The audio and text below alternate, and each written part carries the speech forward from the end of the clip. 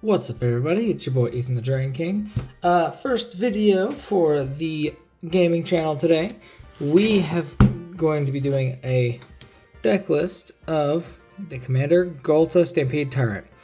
This is my Model Green build for 2025. I cannot wait until next year when I get this thing upgraded much stronger than it is.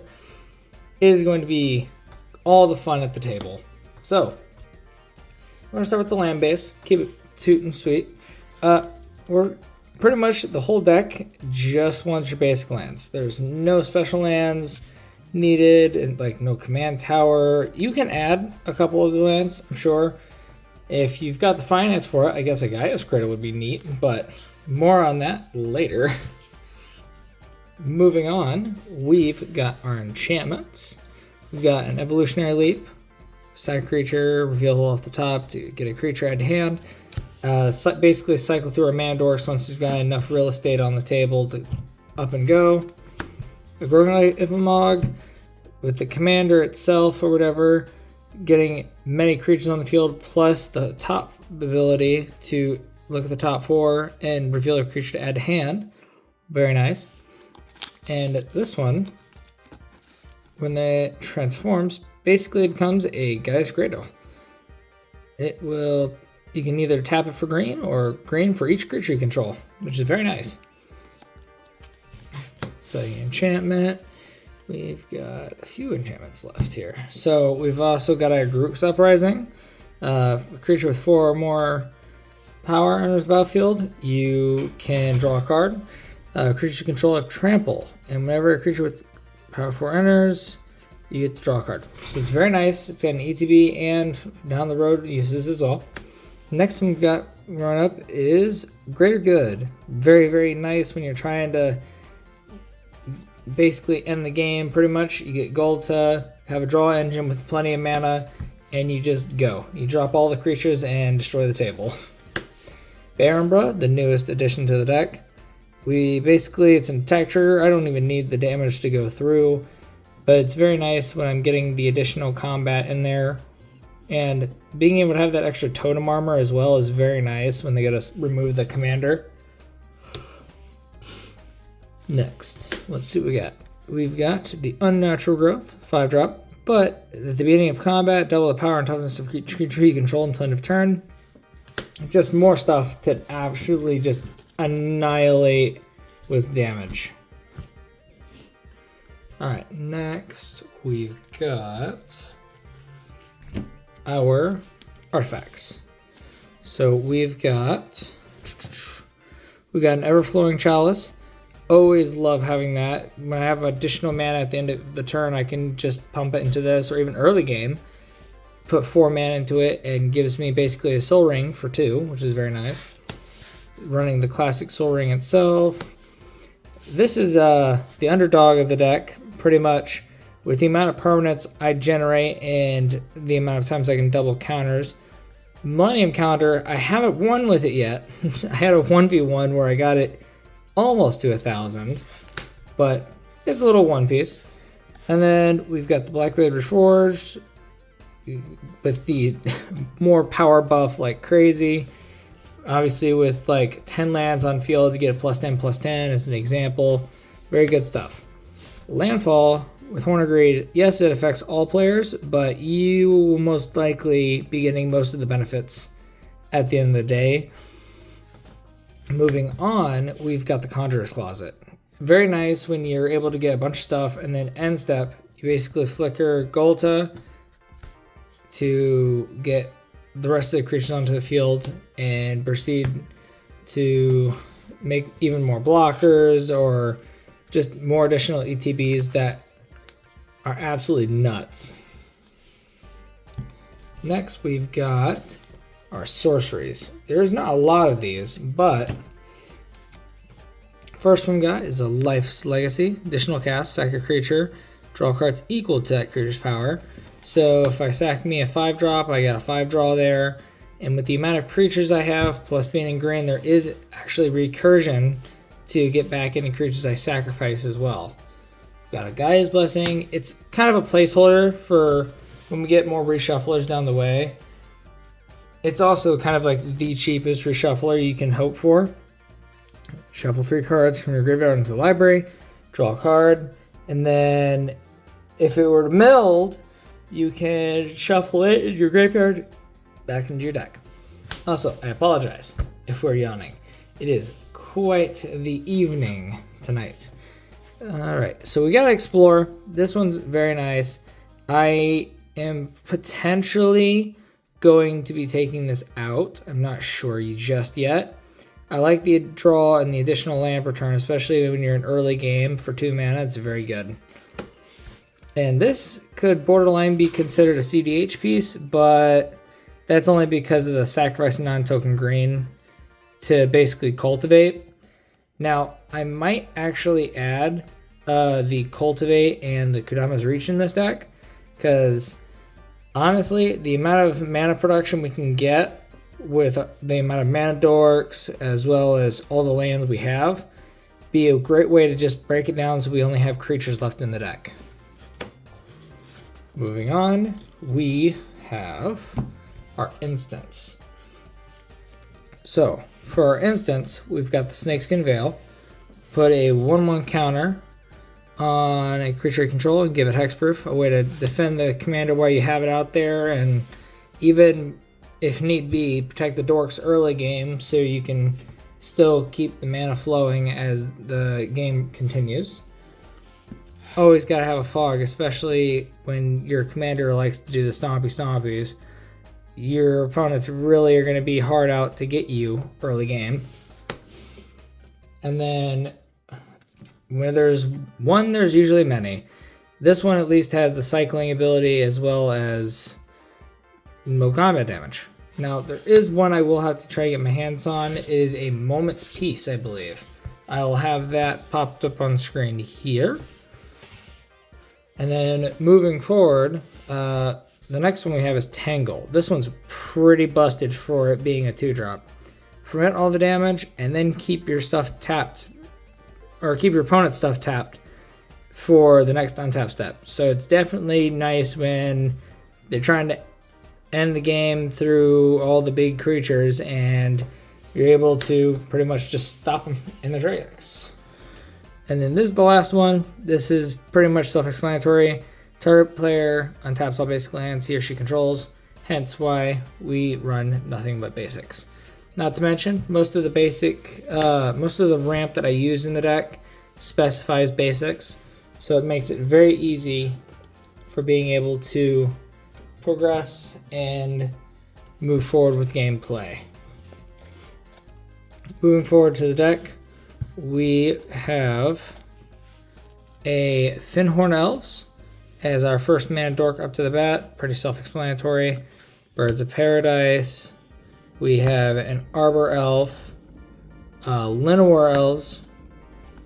We've got a Elvish Mystic, always very nice. 1 second here, just the poor camera.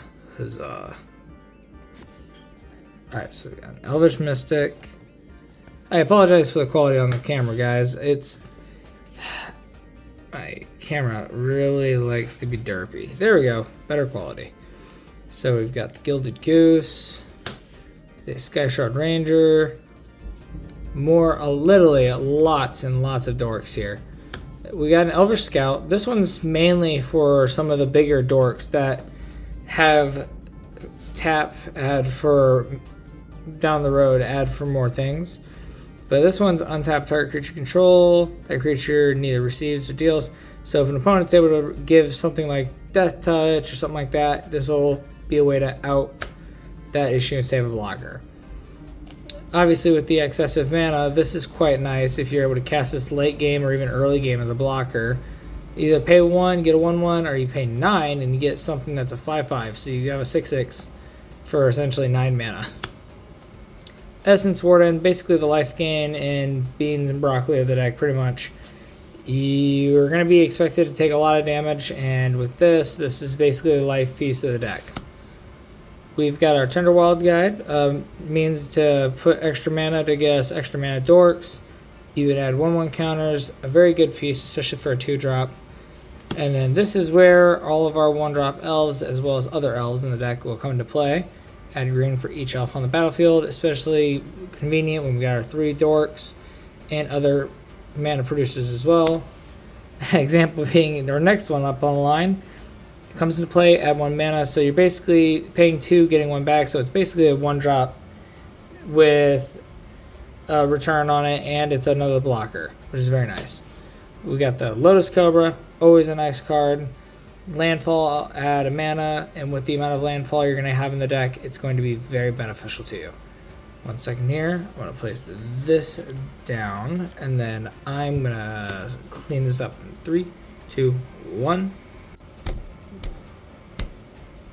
There we go. Haha, we're back. So, now, as we can see. So, moving on with our creatures, we've got a Frantic Avronas. You can either add 1 colorless, or the Ferocious is where it's going to come in clutch. Add 4 only when you control a creature with power 4 or greater. With most of the creatures lining up in this set, we are going to be getting a lot of 4 power or higher. Next one is our Frenzied Belaloth. Can't be countered, trample haste, creature spells can't be countered, and combat damage can't be prevented. So I don't know about a Teferi's stopping any combat damage. You just phase out with that. But if they have something like prevent damage or fog, it just negates it. We have Fellworn Elder, 3-drop that generates 2 extra mana. Very good when you're like turn 2 or 3.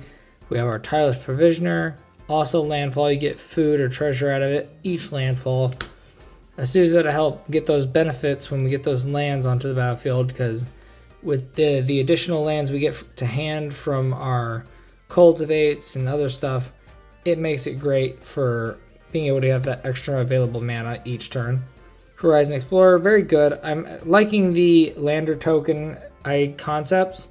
I be able to pay 2, get a tapped land, and it's just additional artifact fodder as well. Plus, the lands don't even enter tapped once you tap sack the lander tokens, which is very nice.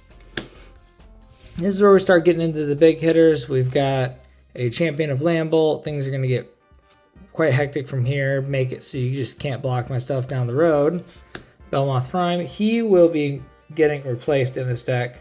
For now, he's a placeholder, a 10/10 per 4-drop, and being able to sack lands and stuff like that or have the extra mana is very convenient, because the excess amount of dorks off that way, or I guess this way, make it so being able to sack lands, gain 2 life, and have a 10/10 and a 4/4 creatures by the time he's untapped is actually crazy. Moving on, we've got a Goreclaw, Terror of Qualsisna, or Sisma. Basically making it so the creature spells you cast with power 4 or greater cost 2 less to cast. Makes it great for casting Golta, as well as bigger things down the road once she's on the field. And whenever she attacks each creature you control with power 4 or greater, gets 1/1 and trample until end of turn. An extra means to get that trample on the battlefield and just keeping the heat on the people, I guess. Moving on, we have got a Beast Whisperer. Makes it so even if my commander is cast, I'm still getting benefits added to hand, whether it be mana dorks, interaction. A means to keep the play and ramp going at all times. The Green God, also very good. You gotta love the combat damage. 5-drop, reveal that many cards on top of your library. When it deals combat damage, you may put a creature card or land from among those onto the battlefield, and then put the rest on the bottom in a random order. And then when it dies, which is always fun, you have more land. So basically you can either tap for land, or you can transform it back, and that's only if you control 10 or more permanents.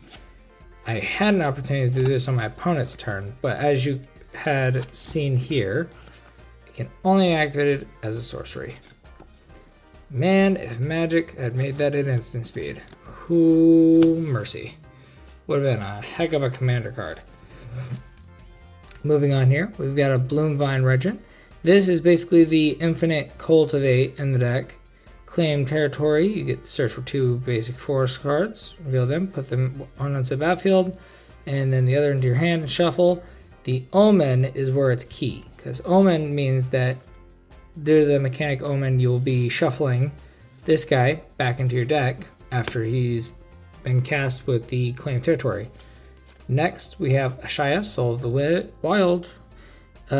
Basically making everything that's non-token real estate. All the real estate.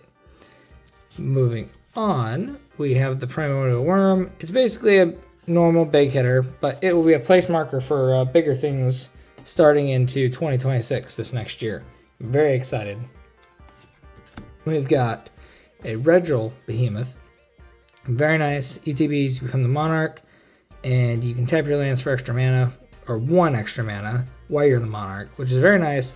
9 times out of 10, you're going to keep the Monarch, or your opponents are going to have it for 1 whole turn, and you'll have it back the very next turn. Moving forward, we've got the Unelwoven Walled Hydra. I butchered that so bad. When it enters, it can put me a land card onto the battlefield tapped and then shuffle, plus its power and toughness is equal to the lands you control. A lot of land means a lot of beef to it. This one's great. Shriekwood Devourer. It is a 7-drop trample. When you attack with 1 or more creatures, untap up to X lands, where X is the greatest power among those. So 9 times out of 10, you're going to have either something like this that's equal to the number of lands, or even something as simple as a 5/5, where you can just untap 5 lands. And that's also an attack trigger as well, which is very nice, especially when people are going to be blocking with Death Touch or Lifelink, and means to ignore and prevent damage at all costs. Next card we've got here is the Cloudseed Dujin, aka the Nyx Bloom Ancient. It's pretty self-explanatory, 7-drop, 5/5, and trample. And when you tap a permanent for mana, it produces 3 times. I keep thinking this is only mana, but no. My mana dorks produce 3 times, as well as any other permanents. Avenger of Zendikar, a very good flicker piece when you go think back to the closet, the Conjurer's Closet, and then being able to flicker him repeatedly, get additional creature tokens, additional landfalls to make those 0/1s much stronger very quicker. Moving on, we have the Canopy Gargantuan. I can only imagine how cracked this would be if it were a legendary. Flying War 2, and at the beginning of your upkeep, put a number of 1/1 counters on each other creature you control, equal to that creature's toughness. So Golta, on upkeep, would get 12 1/1 counters, and so on and so forth for anything that's a 10/10, 7/7, etc. Moving on, we have Zopadrol, Hunger Dominus. Very nice. At the beginning of combat, double the power and toughness of each creature you control until end of turn. You can sacrifice 2 other creatures and put an indestructible counter on Zopadrol. And it's 2 Phyrexian and sacrifice 2 creatures. Or you can pay 2 life for the Phyrexian cost. The piece, 2 resistance. We have a Vorinclex, Voice of Hunger. Trample, when you tap a land for mana, you add 1 of that any type, and whenever an opponent taps for mana, it doesn't untap. A very good piece in the sense of trying to keep your opponents down when they're tapped down and force them to reserve their mana for higher threats, either on my board or on the table further down. Apex Devastator, whether it is cast or whether it's dropped on ETB to Golta or whether I just hard cast it, is a lot of benefits here. It's a 10/10, and even when you do cast it for the 10 mana, it's got quadruple Cascade, which is very nice in a deck full of big creatures. Moving on, we have also got Golta Primal Hunger. Cost X less, where X is the total power of creatures you control. 9 times out of 10, you're casting it for 2 or free, thanks to Golta. 12/12, always a nice bonus. Trample as the damage keeps rolling in.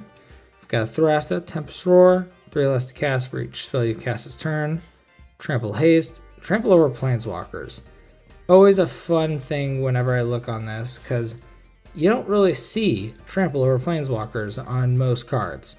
If you do, though, link it down to the description, you know what I mean? Let me know. Then we got Thrasta, Temperature has a hexproof as long as it enters the battlefield this turn. So the same turn she enters, hexproof, 7/7 with haste and trample. Very nice card. And down to our last one, at least for the deck so far, is the Bio Titan, 12 drop with 12/12. And as an additional cost to cast a spell, you can move any number of woman counters from any other creature's control. It costs 2 less to cast for each counter removed this way, which is very nice if I got creatures that give counters, or if need be, Golta can allow me to cast it for pretty much free. Vigilance reached Ward 2, and it can be blocked by creatures with 2 or less. Power 2 or less. So token decks really get sad seeing this. But, ladies and gentlemen, that was the Commander deck, Golta Stampeding Tyrant for 2025. And if you want to see any more deck lists moving on down the way, let me know in the description what you'd like to see next, or keep me posted on what games you would like to see. I'd be up for posting different gaming contents and stuff like that. We're still working on the gaming concept still, but we got Pokemon content showing up in the next 3 weeks. I'm very excited about, and hopefully you guys will be able to join me on that. And until next time, I will catch you guys in the next one. Peace.